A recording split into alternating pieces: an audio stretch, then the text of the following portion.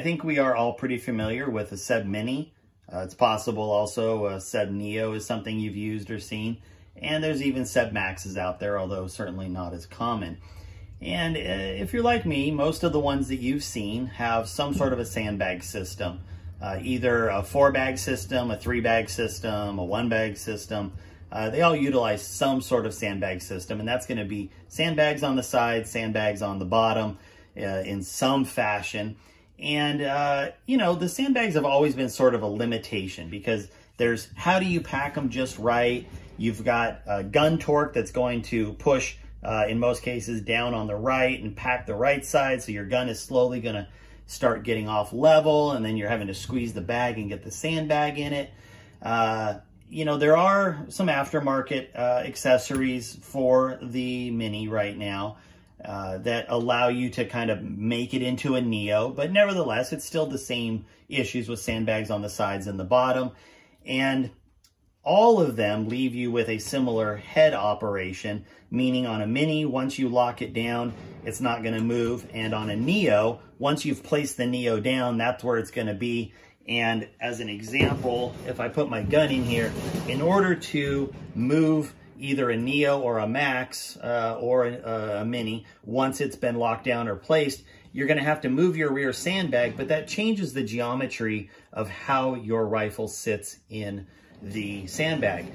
Now, one of the other problems that has sort of come up with especially the Mini, but it also happens with a Neo, is you may end up on a firing line where you're aiming uphill or downhill, or it's a funky berm that's got some angle to it, and maybe you end up with a weird geometry like this, and then your rifle is shooting off of the back of the bag. Maybe you end up like this, and you're shooting more off the front of the bag. In any event, you're not contacting 100% of the sandbag surface. These are all things that Rod Brackage, the owner of Rodzilla, has looked at and said there's got to be a better way. So about a month ago, he had one of his new tops sent to me, and I actually have it installed on my other Mini top. So let me show you kind of, this is what you're used to. Let me show you what the future could be for a Mini. And this is what it looks like. All right, a very, very dramatic departure from what you are used to seeing. So let me just sort of go over what there is and why it is dramatically different. First off, it mounts right to the head of the Mini. This same unit will directly come off and go onto a Neo or a Max. So it is drilled and tapped on its plate for all three, which is something you cannot do with the standard heads from a Mini to a Max to a Neo kind of thing. It also accommodates a wide range of forends. So you just have these knurled knobs that open up and expand. He also has a Max version, which will allow for even wider forends if you have like a giant heavy gun or something like that. These are easily adjustable. It is on a Teflon, so it's very tough to see, but see this white thing under here? That's a Teflon plate. And then on top, you can see this white ring, and that's a Teflon washer as well. So it is sandwiched between this Teflon, which allows it to rotate really, really nicely. And that's even with my head fully locked down. So here's the Mini head. It's locked down. I can still make adjustments, and this is how you shoot with it. It's pretty amazing when you do it that way.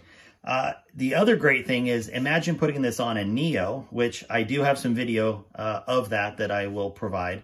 And when you put this on a Neo, now you can put down your Neo and make your adjustments on target without having to constantly kind of readjust your Neo or Max.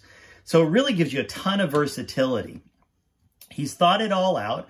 In the case of a Neo mount or a Max mount, you actually can screw in your Neo level right here, and you can put your Neo 4N stop or Max 4N stop on here.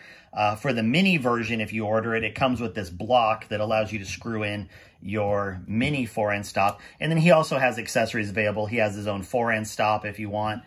Maybe you have a Mini and you want to get something that's more like a Neo stop. Anyway, so one of the other things that really differentiate it is this pivoting sandbag system. Now, I know you're probably laughing or whatever and saying that is not a sandbag. Let me assure you, 100% of this rest meets every NRA specification. These do meet the qualification of a sandbag. They can be indented, squished, moved. It is the 100% what the gun rests on.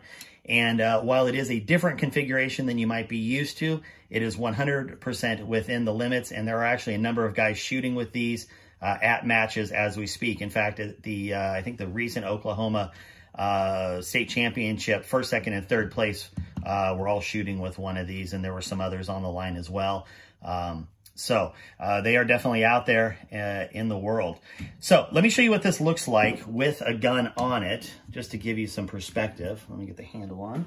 And I'm going to show you how easy it is to adjust. So you can see that right now I've got some slop. All I need to do is loosen up those knurl knobs, tighten this up around my forend, tighten it down, and now I'm good to go. Now watch, look at this. You see how smooth this is in and out? So what that's giving you is, I mean, almost no breakaway resistance. So when you fire 100% or, you know, nearly 100% of your recoil is going straight back. And what that has done, at least for me and what I've noticed, is I'm not getting any torque. So under normal conditions, you've got some breakaway friction. When you have your recoil, it causes it to pop and torque a little bit. You don't have that with this. The recoil comes straight back, position goes right back on. So, you know, it's one of those things where you kind of have to look and evaluate how you shoot, what you're looking to achieve, and what you want to do to get there. Now, for me, I find that using this rest lets me set up faster, more accurately, and with less need for other adjustments once I've started firing, partly because of the rotation here. So that really gives you a ton of flexibility. But it also lets me feel very confident that I'm not going to get any weird sandbag settling throughout my string. I'm not going to have any weird, you know, kind of lack of pressure on the side if maybe something happened with one of my sandbags. And I know that if I have a little angle up, then these are going to pivot with it, right? So no matter what my Mini is doing, my bag is, or these bags are allowing my stock to contact 100% every time. And I know that seems like a little thing, but everything we do is about consistency. So whether it's up in the air or down a little bit, the fact that my gun is riding on the same amount of sandbag every single time lets me feel confident that my gun is going to act the same every time. Whereas when I've been off the front edge of a bag or the back edge of a bag, I swear my gun just acts a little bit differently. So, you know, if you're in the market for something that is going to help you, that is going to, you know, kind of let you see what your gun can really do, and maybe you've been inhibited by not, you know, filling your sandbags right, or, you know, maybe you've had some problems with other systems out there, I think this could really be a great opportunity for you. So what I'm going to do, we're going to show a little bit of video of this on top of a Neo. And then after the Neo, we are going to show you actual footage of this being used on the line. So thanks for watching, and we'll talk to you later. And here it is on top of a Neo. Now, like I talked about, he has on the mounting plate itself down here, three distinct sets of mounting holes and positions so that it can go on a Mini, it can go on a Neo, and it can go on a Max. And I just thought, well, you know, I've got a Neo and I've got a Mini, so why don't I show it to you on both? Now, I primarily shoot off of a Mini, but it really, I have to be honest, probably lends itself even more to a Neo. And here's why. For anybody that uses a Neo or a Max, it's amazing. Like, I love it. I just, with my back problems, I've really struggled carrying it lately.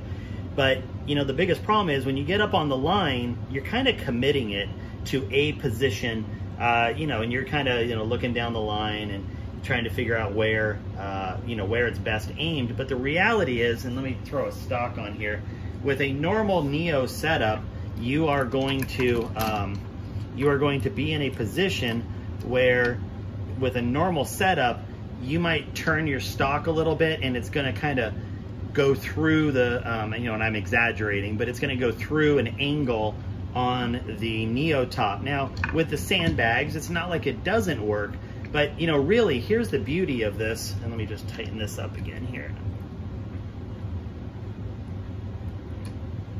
So you know, the beauty of this is if I'm on the line and I need to make an adjustment somewhere, I can easily rotate.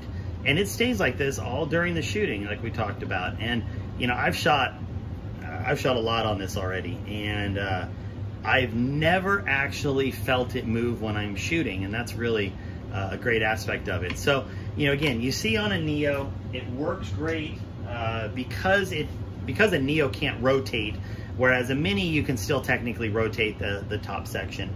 I still like this a whole lot better than trying to mess with a Mini top rotating. But on a Neo, this really opens up all kinds of possibilities for panning and for making micro adjustments with your buttstock moving without losing positive contact all the way around. So I'm going to do a separate video on the install process, which I think is pretty interesting, and it's not super hard. He does offer installation for free, but you know, if you want to do it yourself, I'll just kind of walk you through a couple of the things that you can do with it. So there you go.